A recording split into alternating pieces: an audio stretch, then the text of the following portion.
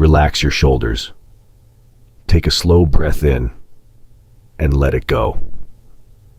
Tonight we follow a man few passengers truly notice. It is late evening, and the sleeping car stands quietly beside the platform, its corridor already glowing with warm lamps. In the still air lingers the faint scent of polished wood, fresh linen, and tea not yet poured. He moves softly through the carriage, preparing rest for strangers in small, careful gestures, keeping his own thoughts folded away as neatly as the blankets he lays across their beds. Here you are safe. This is his quiet world. Close your eyes and let the journey begin. Before the first passenger places a foot on the carriage step, the night train already belongs to him. He is among the first to enter the sleeping car, long before the corridor fills with voices or the doors begin to slide open and shut. At this hour, the train is still a quiet arrangement of lamplight, polished brass, and waiting compartments. He moves through it with the ease of someone who knows every narrow turn and softly creaking board. The corridor lamps are already lit. Their warm amber glow rests gently across the wood-paneled walls and catches on the brass door handles, turning each one into a small point of light. The runner beneath his shoes softens his footsteps to almost nothing. Here and there, the glass of a compartment window reflects a blurred stripe of gold. Beyond it, the platform remains dim and patient, not yet busy. He begins at one end of the carriage and works methodically toward the other. One compartment after another, he opens the door, steps inside, and pauses just long enough to see what is needed. A curtain is drawn straighter. A blind is lowered halfway against the dark. A pillow is lifted and settled again with a practiced touch. Folded linen, still cool and clean, is placed where it will soon be wanted. A blanket is spread and smoothed with the flat of the hand until no corner sits unevenly. It is careful work, but never fussy. Nothing in the sleeping car must look arranged for display. It must look ready for rest. He knows the difference. He knows how a compartment feels when it is almost in order, and how it feels when it is truly prepared. The lamp is low enough to soften the edges of the room. The washstand is neat. The curtain hangs without tension. Even the air seems settled. A faint scent rises as he moves. Fresh linen, soap, a trace of furniture polish warmed by the lamps. Beneath it all, the deeper smell of old wood that has carried many nights of travel, many winters, many conversations already forgotten. It is a scent that belongs only to places built for passing through darkness and comfort. At the little washstand, he checks the glass and towel. On the small ledge, he places each item in its proper place, not because anyone will admire it, but because a tired passenger entering late should find nothing uncertain. In the narrow world of a sleeping compartment, even the smallest order can feel a kindness. He moves on. A hand rests briefly against the polished paneling as the carriage gives the faintest shiver beneath him. Somewhere farther down the train, a door closes. Outside on the platform, there's the distant murmur of station life beginning to gather. A cart rolling, a porter calling softly, a trunk being lowered to the stone. But inside the sleeping car, the hush remains. He opens another compartment. This one needs only a little attention. The coverlet is straight, though he smooths it again. The curtain catches slightly where it meets the brass rail, and he frees it with a small turn of the fingers. The lamp is too bright for comfort. He lowers it. At once the room seems gentler, less a compartment than a private refuge, waiting quietly in the night. That is part of his work too, not merely to prepare a bed, but to change the feeling of a room. By the time a passenger enters, shrugging off the dust and brightness of the station, The hard edges of travel should already have begun to disappear. He continues along the corridor, opening, adjusting, folding, checking. His movements are economical, almost musical in their repetition. He does not hurry, yet nothing is wasted. A blanket corner is aligned, a latch is tested, a shade is set just so. In one compartment, the pillow is turned to its cooler side. In another, the folded towel is replaced because the edge is not quite clean enough in its line. These are things few people notice, or rather, they notice them only when they are absent.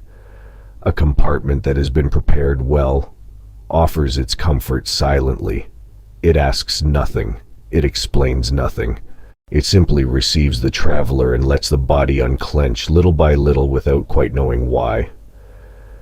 Perhaps that is why he takes such care. In the sleeping car, the smallest gestures carry the weight of the whole night. The blanket laid evenly, the lamp lowered, the curtain drawn, the glass placed ready at hand. These are humble tasks, but together they make a promise that here, for a few hours at least, the world will be smaller, softer, and easier to bear. Near the end of the corridor, he pauses and looks back. The carriage is still empty, but no longer untouched, and the doors stand ready. The lamps glow more quietly now.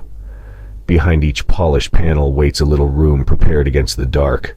Soon there will be voices, luggage, questions, gloved hands on brass handles, and the brief confusion that always comes before departure.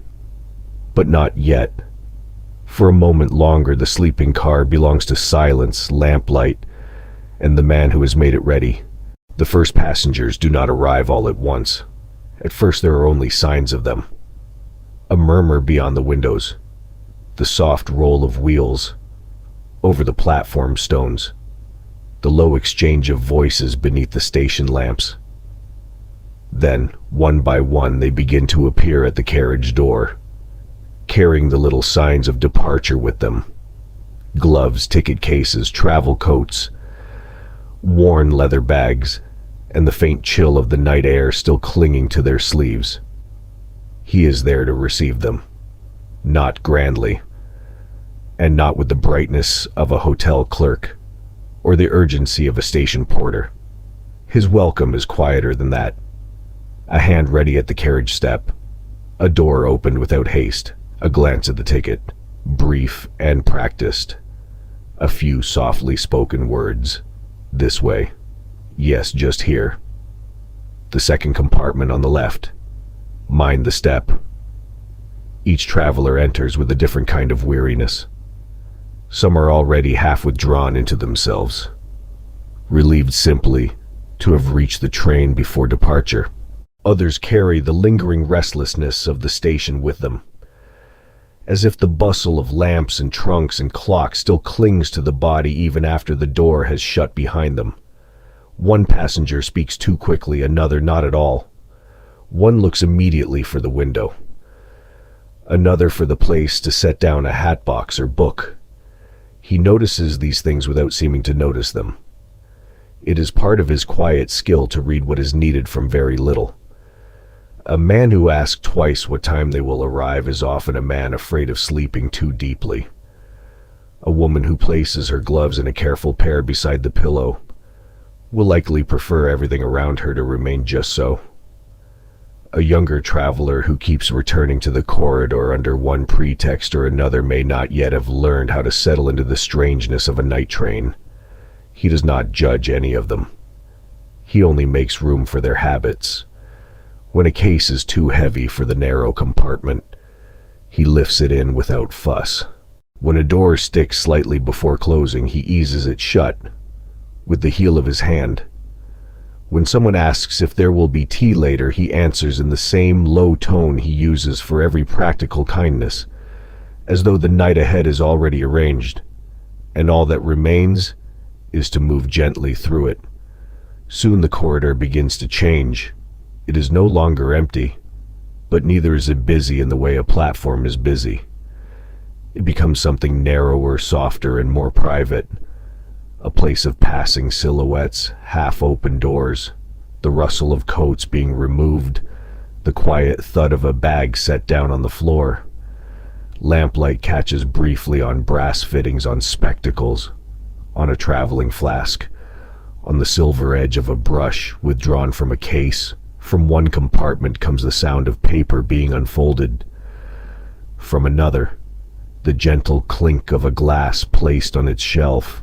Some passengers stand for a moment in the corridor before retreating inside, taking one last glance at the station and its lights beyond the windows.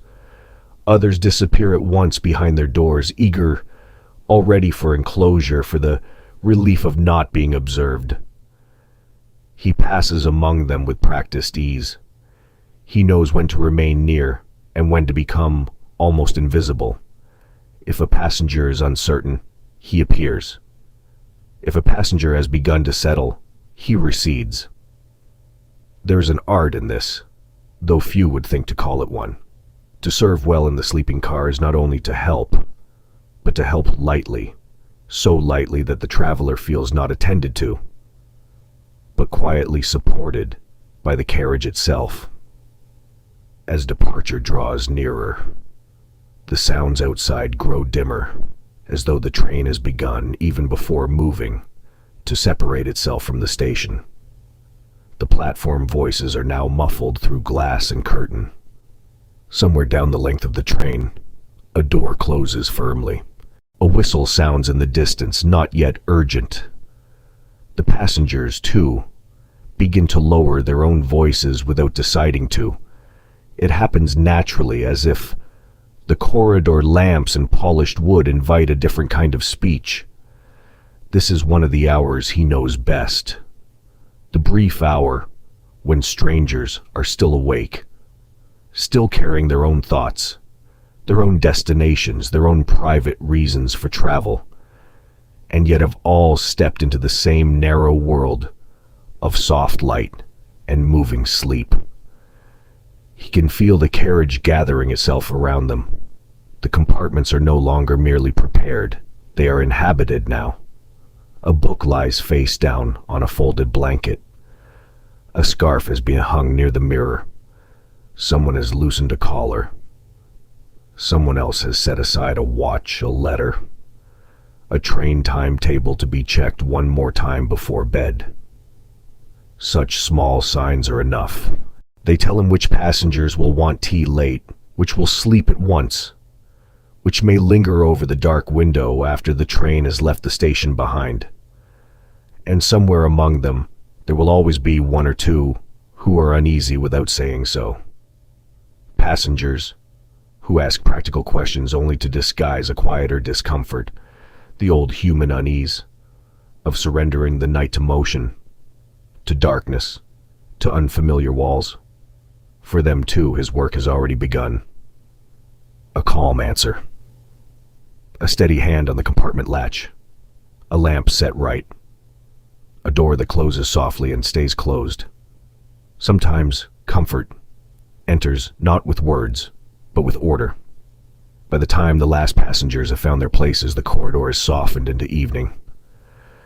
The train has not yet fully departed, but already the sleeping car feels removed from the station world. The lamps glow warmer now against the deepening dark outside. The voices have fallen lower, doors stand half shut. Behind them, the first private rituals of the journey are beginning. Shoes set aside, collars loosened, pages opened, curtains touched. The body preparing itself, however slowly, to be carried through the night.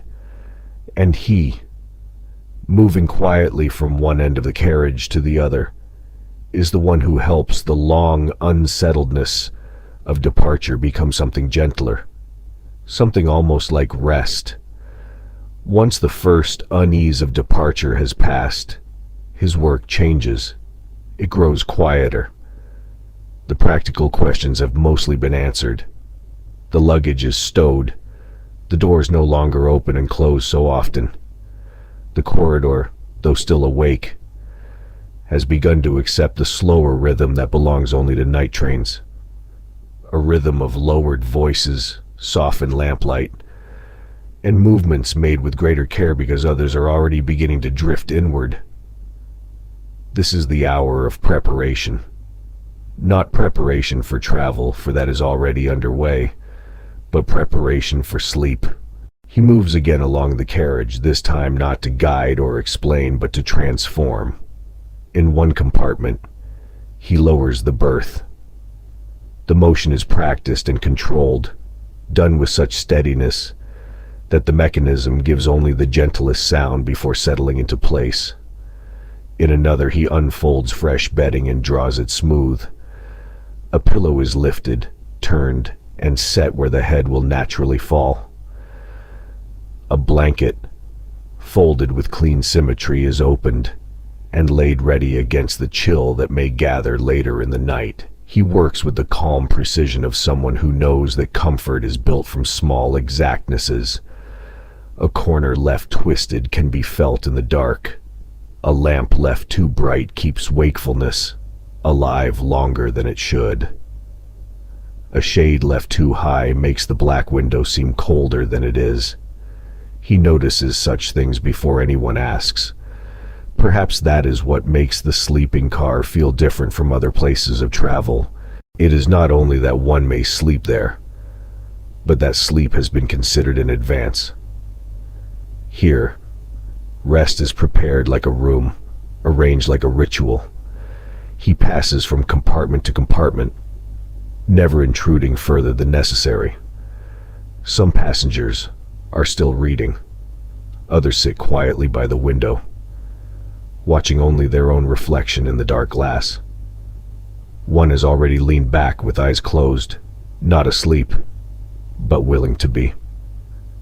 Another carefully removes a watch and places it on the shelf beside a book that will not be finished tonight.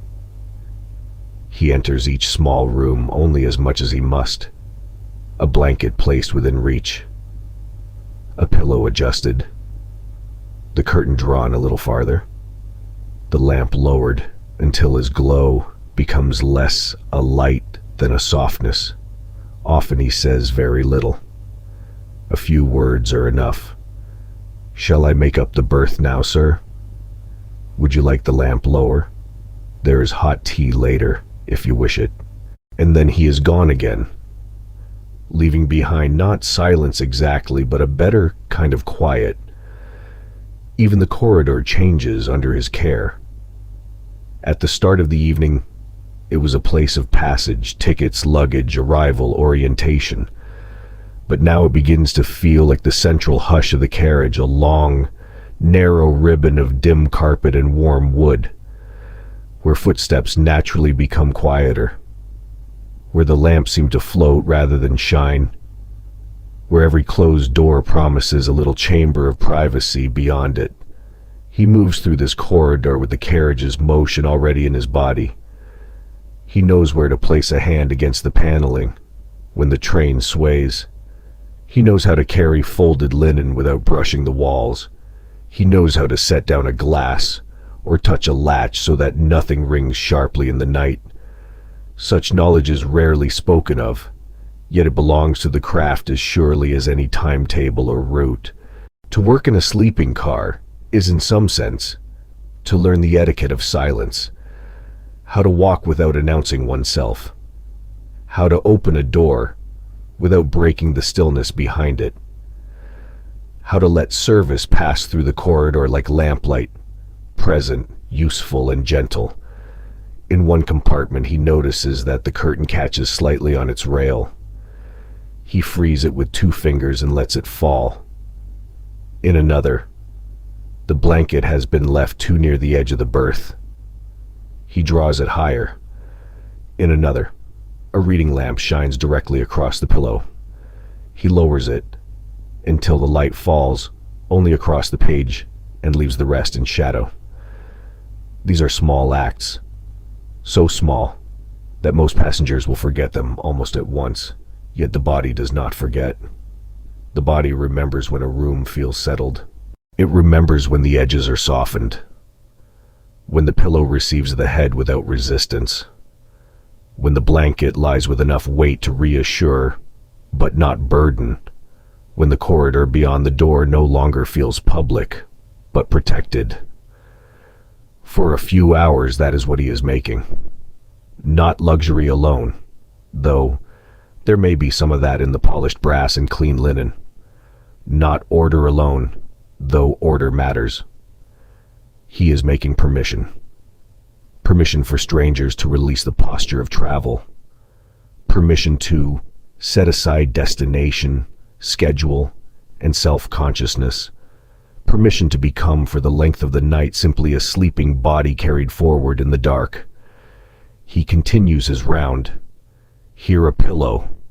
There a folded blanket, a lamp lowered, a latch checked, a shade adjusted. The repetition is not monotonous. It is almost musical. Each gesture returns in a slightly different form, as if the whole carriage were being tuned, room by room, toward the same soft note of rest. And little by little it works. The compartments grow quieter. The corridor deepens into shadow and amber light. Behind one door, a page turns more slowly now. Behind another, no movement comes at all. The train, which began the evening as a vehicle full of separate arrivals, has become something more enclosed, more tender, more unified. A world preparing to sleep. And he, with his folded blankets, lowered lamps, and nearly soundless steps, is the one who leads it there. By now the sleeping car has found its evening rhythm. The first stir of arrival has faded. Doors remain closed for longer stretches. Voices, when they are heard at all, have become low and private. The corridor no longer belongs to movement in the ordinary sense, but to quieter passages. The carrying of a blanket, the adjustment of a lamp, the brief and careful appearance of the attendant wherever some small comfort is needed. This is the hour when requests come softly, not many and seldom urgent. A passenger opens the door only a little and asks if tea might still be brought. Another, already seated with shoes set neatly aside, wishes to know once more at what hour the train is expected at the morning station. Someone else has forgotten where to place a watch for the night, or whether the berth will be made up now or later. He answers each question in the same calm tone, not because every question is equally important, but because the night itself must remain undisturbed by hurry. In the sleeping car, the manner of an answer matters almost as much as the answer itself. A practical uncertainty can be eased by a time, a gesture, a steady presence. To be told quietly is sometimes as comforting as being told correctly. When tea is wanted, he prepares it with the same unobtrusive care he gives to everything else. A cup, or perhaps a glass, held securely in its metal frame. A small tray balanced against the gentle motion of the train, steam rising faintly in the corridor lamplight. He carries it not as a servant performing display, but as someone who knows that at this hour, warmth offered in silence can feel almost like shelter. The carriage sways and he sways with it. Long familiarity has taught him how to walk with the movement rather than against it. He knows when to wait for the train to steady before setting a glass upon its shelf. He knows how to close the compartment door with his elbow while one hand still supports the tray. He knows how to place the tea within reach of the passenger without allowing spoon, saucer, or glass to give out a bright and careless sound. Again and again, his craft reveals itself in things almost too small to mention. And yet they are the very things that shape the feeling of the night. A louder step would alter it. A sharper knock would alter it. A carelessly placed cup, a lamp raised too high, a door left unlatched. Any of these might break the delicate impression the carriage is trying to create, that one has entered a world where everything rough has been reduced, softened, or set gently aside. So he moves carefully. In some compartments, The passengers are still wakeful enough for a few words. A question about the next station, a passing remark on the comfort of the train, a polite thanks for the tea. But often the conversation ends almost before it begins, and he senses without offense that his continued presence is no longer needed. That too is part of the work, to know when service has been completed and when quiet itself is the greater gift. He remembers the requests that matter later. Wake me before dawn, if you please. Please do not forget that I leave at the first stop after sunrise. A little tea, if it can be managed before we arrive. He stores such details, carrying them in the practiced memory of a man for whom other people's sleep must be trusted, and returns safely at the right hour. There is dignity in this kind of attention. Not the attention that draws notice to itself, but the opposite. The kind that makes life smoother without announcing whose hand has done so. The sleeping car is full of small dependencies. A latch that works. A berth that is ready. A knock at the proper time. A cup of tea when the corridor is dim and the world outside has vanished into black glass. For one night only, the passengers place a little of their comfort in his keeping. He carries it lightly but never carelessly. As he makes another round, the corridor tells him how the night is progressing. From behind one door comes the faint sound of a spoon set down after the last sip of tea. Behind another, there is no sound at all now. A strip of light beneath one compartment door has grown narrower, suggesting that the lamp has finally been lowered. Another still shows a warmer glow, and he knows someone inside is not yet ready to surrender the day. He does not disturb them. To serve well in these hours is not to insist on a routine, but to guide each passenger toward rest by degrees. Some sleep quickly. Some require ceremony. Some need a darkened lamp, a made berth, a settled blanket, and nothing more. Others need one final assurance of the hour, of the station, of the knock that will come in the morning. Once they have that, the body begins, little by little, to release itself. And so he continues, quiet as the corridor itself, a hand at the latch, a lowered voice, a cup of tea, a remembered request, a door softly closed again. Beyond the windows, the night has thickened completely now. The station world is gone. There's only the dark, rushing country, unseen and continuous, and within the carriage this warm, narrow life of lamplight, folded blankets, and human care moving gently from door to door. This is not grand work. No one applauds it. Few even look at it directly. But in such hours, its value is unmistakable. For comfort is rarely made of large gestures. More often, it is made of small ones, repeated faithfully, until a stranger in a moving train begins to feel, against all expectation, that rest may truly be possible. At certain hours of the night, the train begins to slow so gradually that the change is felt before it is heard. The motion beneath the floor shifts. The long, steady rhythm of travel eases. The corridor lamps tremble faintly in their fittings. The dark beyond the windows, which has until now seemed endless and without shape, begins to gather itself around scattered points of light. A station is approaching. For the passengers behind their doors, this may remain only a half-noticed interruption in sleep or reading.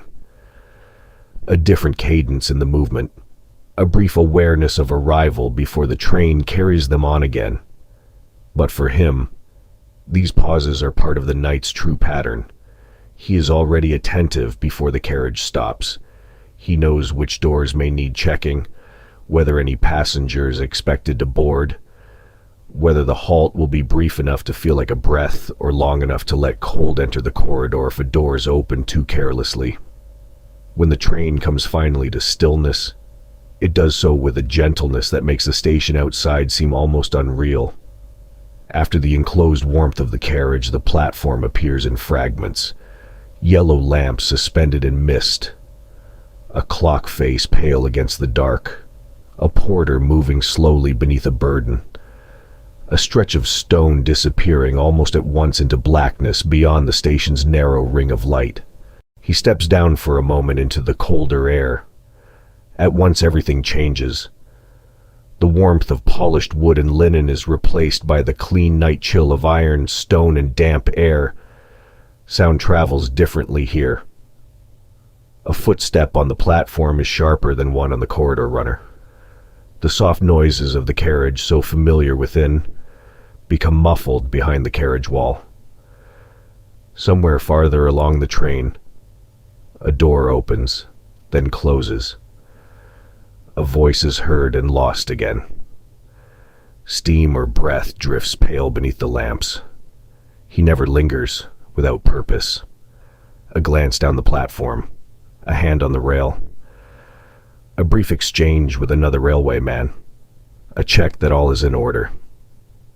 If a late passenger arrives, he receives them with the same measured calm as before, though now the world is quieter, and every movement seems more solitary than it did at departure. Sometimes the station is nearly empty.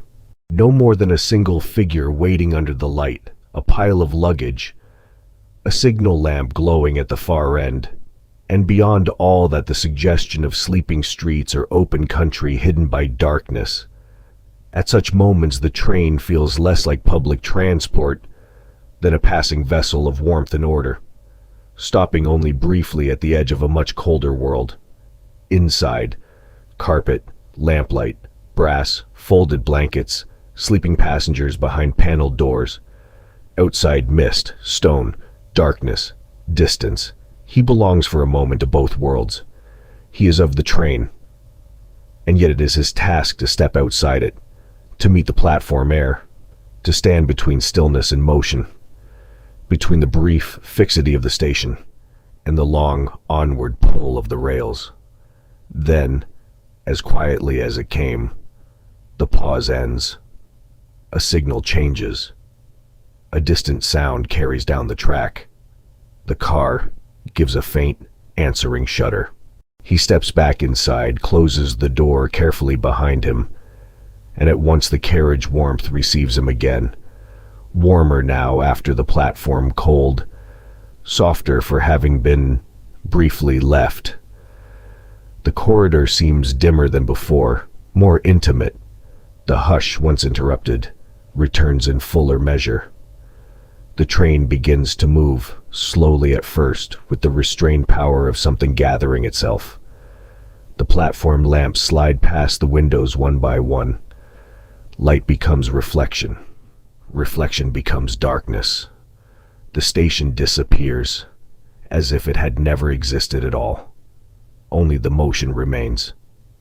He walks the corridor once more, making certain that no latch is loosened, that no draft slips in where it should not, that the passengers remain undisturbed by the halt. Usually there is little to do. A station passed well should leave almost no trace behind it. And yet he knows these pauses matter. They mark the night. They divide the long journey into small hidden chapters.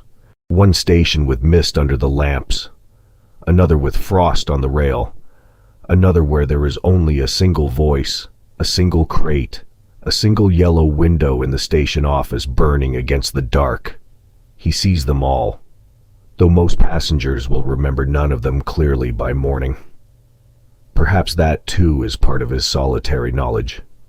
He keeps company with the unnoticed hours of travel, the platforms half abandoned at midnight, the station clocks in lonely places, the brief stops where no one boards and no one descends, and the whole train seems to wait, breathing softly in the darkness before continuing on its way. There's a kind of tenderness in these moments. The world beyond the carriage is not hostile, only distant. It asks nothing of the passenger sleeping inside. It offers only a glimpse, a few lights, a hint of weather, a patch of platform shining under the lamps, and then it falls away again. The carriage goes on, and with each departure from each small station, the sleeping car feels more enclosed, more separate, more fully itself. A moving corridor of amber light carrying blankets, dreams, tired bodies, and one quiet attendant who stands for a moment in the cold, then returns to shepherd them onward through the dark. After midnight, the sleeping car enters its most secret hour. By now, almost every door is closed.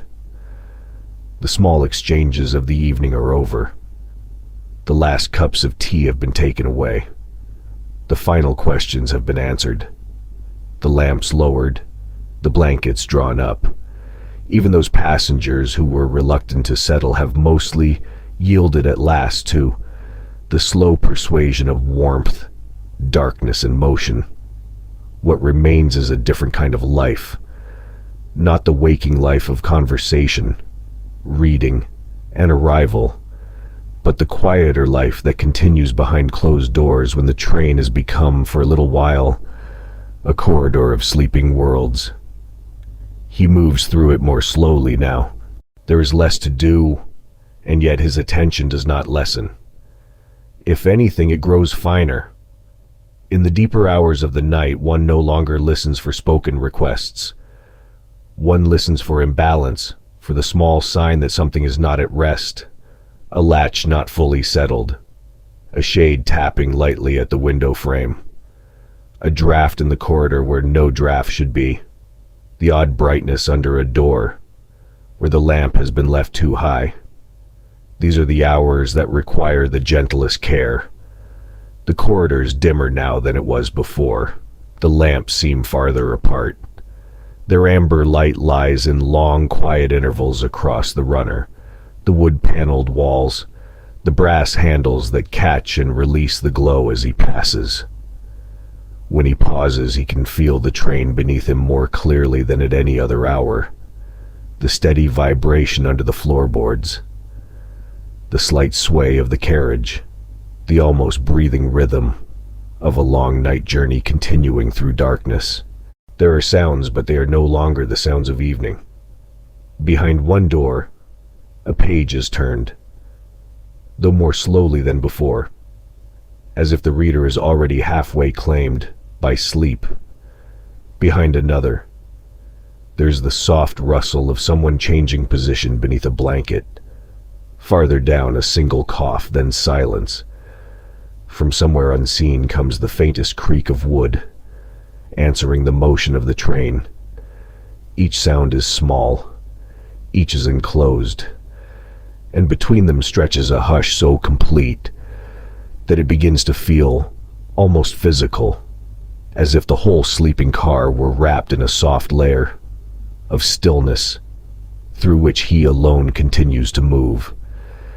He understands this hour well. This is when the train no longer feels like a collection of compartments, but something more mysterious and more unified. Each closed door holds a separate sleeping life, and yet all of those lives are being carried together through the same dark country, under the same roof of polished wood and lamplit corridor. He is the one person who passes quietly among them all, belonging fully to none of the compartments, and yet entrusted, in a way, with the peace of everyone. There is a solemnity in that, not a heavy solemnity, but a quiet one. The solemnity of being awake while others sleep. The solemnity of tending a world that asks to be protected not from danger perhaps, but from disturbance. He slows at one compartment, where a line of light shows beneath the door. Not much, only a thread of gold, but brighter than the rest. He listens for a moment, hears no movement, and gently opens the door a fraction.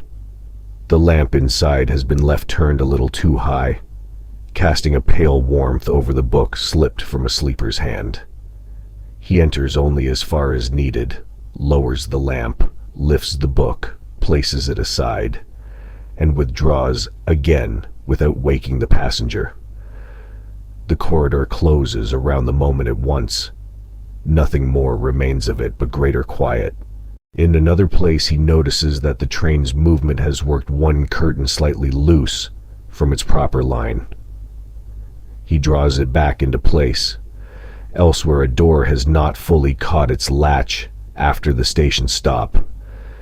He presses it shut with care until the slight inward draft disappears. These are tiny corrections. No one will thank him for them in the morning because no one will know they were needed. And perhaps that is the truest form of his work, to restore comfort before discomfort fully arrives, to keep the night smooth enough that others may pass through it without remembering where its rough edges might have been. The sleeping car now seems to exist outside ordinary time. The stations come and go, unnoticed by most. The countryside beyond the window has vanished into pure darkness. Even the idea of destination weakens in these hours. No one is arriving now. No one is departing. There's only onward motion, warm enclosure, and the suspended life of sleep. He walks to the end of the corridor and pauses there, one hand resting lightly against the polished wood. From this quiet vantage, he can see the length of the carriage in intervals of lamp glow and shadow. Closed doors, brass fittings, the dim runner stretching away, all of it subdued, ordered, and still moving. It is a strange and beautiful sight, one he has seen many times and perhaps never fully ceased to feel. A train full of sleeping strangers, a narrow passage between them, and himself awake in the middle of their dreams. He turns and makes another round, softer than before. At this hour, the sleeping car has become what it was always meant to be. Not merely a means of travel, but a refuge in motion. A place where the hard outlines of the world have been gentled by darkness, distance, and care. And he, with his lowered lamps and careful hands, is the quiet keeper of that refuge until morning. There comes a point in every night journey when the darkness begins to change, though almost no one is awake to notice it. It is not yet dawn. The windows are still dark. The compartments are still quiet. The lamps still glow softly in the corridor. And yet something has shifted. The air feels slightly different.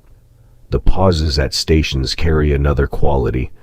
The silence itself seems thinner now, as though the night, deep as it still is, has begun at last to loosen its hold.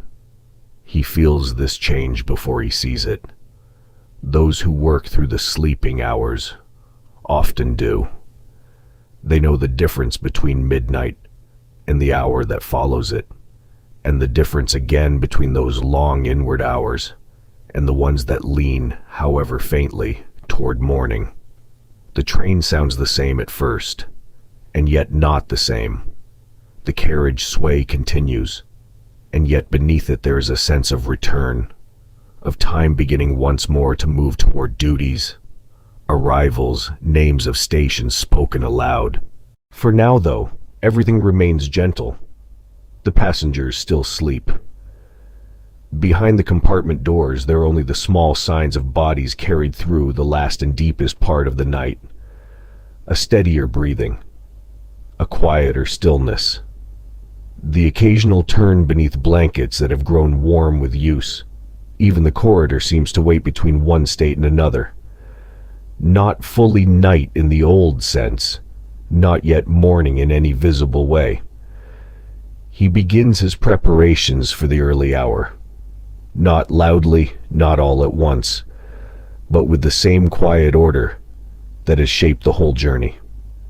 There is water to warm for the first tea, a list to recall of those who asked to be woken before their station, a mental reckoning of distance, timing, and the sequence in which each sleeping compartment must gently be called back toward the day. He checks these things not from anxiety but from habit. Routine in such work is a kind of kindness. Because he has done this many times, others may continue to sleep without concern. They need not measure the dark themselves. They need not keep one part of the mind awake for fear of missing the hour. He keeps that watch for them. That, too, is part of the trust placed in him. For a moment he stands near the end of the corridor where one window gives a longer view than the others. At first there seems to be nothing outside at all, only his own reflection dimly suspended in the glass and the pale interior line of the carriage behind him. Then, slowly, almost reluctantly, a difference appears. Not light exactly, but the loosening of black into a softer shade. A gray-blue thought at the edge of the world. The earliest suggestion that fields, stations, rooftops, or distant trees will soon begin to exist again. He watches only for a moment. There's work to do before dawn belongs to everyone. In one small service corner, he prepares what will be needed for the first waking passenger: a cup, a cloth. The warmth of tea held ready against the chill that often comes before sunrise. The smells of the sleeping car begin to change again as the hours turn. Linen, wood, and lamp heat remain, but now they are joined by the quiet promise of morning tea and the cooler air that brushes in faintly whenever a door is opened at a stop. Another station passes. This one feels different from the midnight halts. The lamps on the platform seem less solitary now, less enclosed by darkness. Somewhere beyond what can be seen, a bird may already be awake, or a worker already moving through the first duties of day. The train does not stop long. It is enough for him to note the platform, the signal, the air, and step inside again, bringing with him that first subtle sense that the world beyond the carriage is returning. Back in the corridor, the amber lamps appear softer against the changing window glass. The train is still a refuge, still enclosed, still full of sleepers. But morning has begun, its patient work at the edges. A compartment door, silent for hours, gives the smallest sound from within. A floorboard responds to the shift of weight behind another. Somewhere a passenger, who must wake early, has already moved in sleep toward consciousness, as though the body too can sense when the night is thinning. He makes another careful round. He does not wake anyone yet. It is too early. But he prepares the sequence in his mind.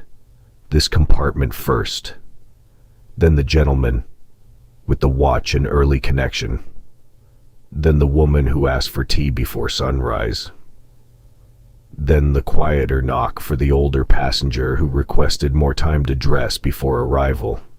Such details matter. To wake someone too early is to return them too abruptly to the burdens of the day. To wake them too late is to betray the peace they entrusted to the night. So he keeps the balance between sleep and morning with the same care he kept earlier, between noise and quiet, light and shadow, movement and stillness.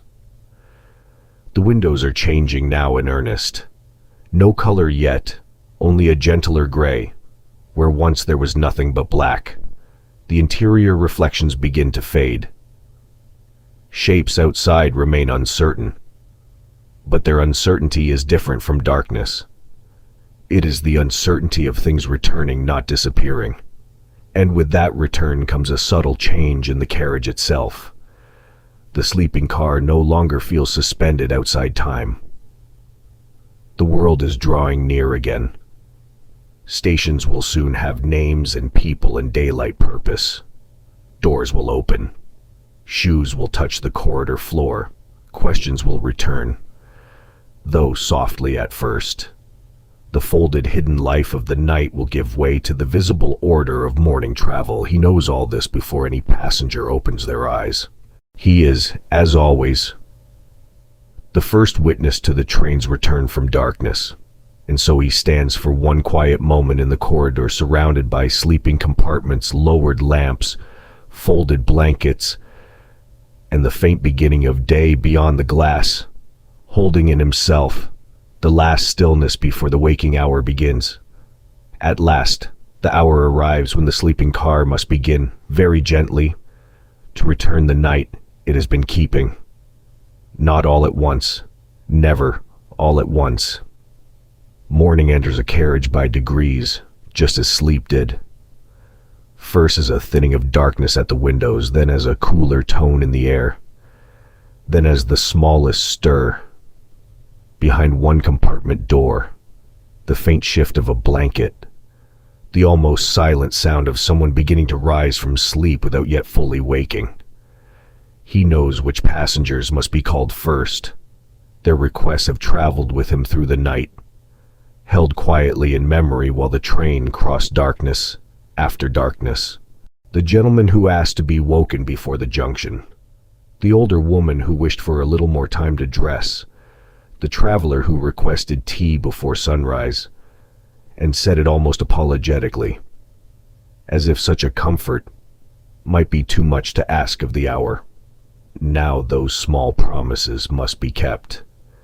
He makes his first approach down the corridor with the same measured quiet that has guided all his work. The lamps are still low, though their amber glow now competes gently with the pale gray, beginning at the windows. The runner beneath his feet softens each step. The brass handles catch a dimmer, colder light than they did in the heart of the night. At the first compartment, he pauses. Then comes the soft knock. Not sharp enough to startle, not so faint as to be missed, just enough to cross the threshold between sleep and waking with kindness. A moment passes. Then, in a voice kept low for the sake of all the others still sleeping, he speaks the few words that belong to this ritual. "The station will be approaching soon, sir." Or perhaps, "It is nearly time." Or only, "Good morning." He never says more than necessary. The morning does not need explanation. It needs gentleness. Inside there is the rustle of sheets, the shifting sound of someone gathering themselves back from dreams, from distance, from the peculiar depth of sleep that belongs to a moving train. He waits only long enough to know he has been heard and then moves on, preserving privacy even in this first tender moment of return. At the next compartment, another knock, another low word, another sleeper called carefully back into the world. This too is an art, to wake someone without breaking the calm that sleep has built around them. To remind the body that time has continued, that stations have drawn nearer, that morning exists once more, beyond the blanket, beyond the curtain, beyond the soft enclosure of the berth. Soon the carriage begins to answer him. A door opens slightly. A hand appears to take the offered tea. A curtain is drawn just enough to admit the pale and uncertain light.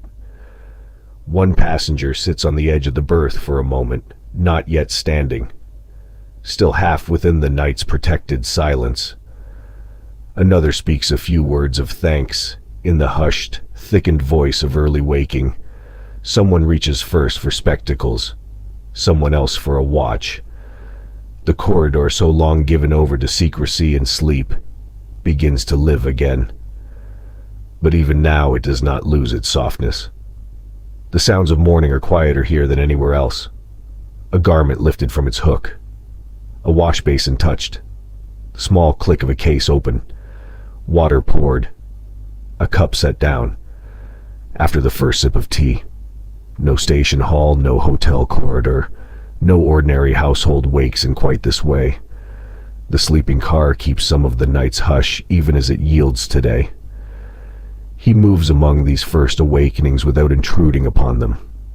At one door he leaves tea. At another he offers the brief reassurance that there is still a little time before arrival. At another he waits while a passenger gathers themselves enough to answer, then repeats the hour gently, so that no panic need enter, where only sleep still lingers. He knows that waking, like falling asleep, is not equal for all. Some rise at once, already belonging to the day. Others need a slower crossing. For them, His quiet order matters as much now as it did at midnight. The lamp not raised too suddenly. The knock not too firm. The information not spoken too quickly. The world returned in portions small enough to bear. Outside the windows, the landscape is beginning at last to show itself. Not clearly, not all at once, but in suggestions. A pale field, the dark line of trees, a station platform no longer suspended in blackness but resting visibly under the washlight of early morning, roofs, telegraph poles, a road running beside the rails for a little while and then falling away. The train is crossing back into the visible world. Inside, the change is just as gentle. Blankets are folded back. Shoes touch the floor. Mirrors catch the first colorless light. Doors that remain closed for hours open now by inches, then wider, one by one. The hidden little worlds of the compartments disclose themselves again, not as sleeping chambers now, but as temporary rooms of morning order. Each passenger gathering together the scattered belongings of the night. A scarf is found, a letter returned to its case, a watch fastened, a collar straightened, and all the while he continues his round, carrying the final shape of the night's work toward completion. There is satisfaction in this hour, though he would not think of it in those terms. Not pride exactly, rather the quiet knowledge that the passage has been made well, that strangers entered the carriage burdened with the dust, haste, and self-consciousness of travel, and were carried through darkness in reasonable comfort, that they slept, or nearly slept, that those who feared missing their station did not miss it, that warmth was brought where it was wanted, that nothing was forgotten that needed remembering. Such work leaves few visible traces. By the time the train reaches the fuller light of morning, the sleeping car will already be turning outward again.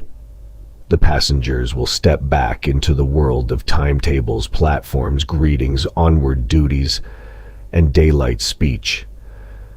Their attention will move ahead of them. The quiet labors of the night will recede almost at once, and he will let them recede. That is the nature of his place in the journey.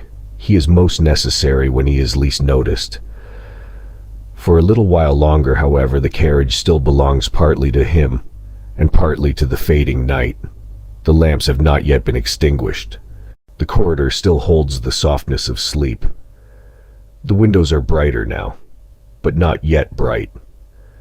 Everything remains suspended in that tender interval between having dreamed and having fully returned. He pauses once more and looks down the length of the corridor. The doors stand open here and there. Voices, though few, have reappeared. A cup waits on a tray. A folded blanket lies where a sleeper has left it. The brass fittings no longer glow only with lamplight.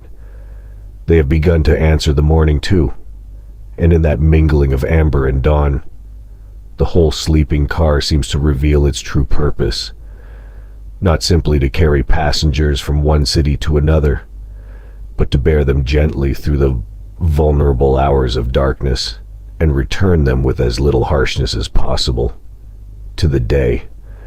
Soon there will be stations, names, hands on luggage, doors opening wide. Soon his work will become visible in more ordinary ways again. But for this one last moment, he remains what he has been all night. The quiet keeper of the carriage, the guardian of folded blankets and lowered lamps, the man who walked awake among sleeping strangers and brought them safely to morning. So the train goes on. The windows pale with day, the corridor soft behind him, and the night, with all its small, careful duties, slips silently into memory.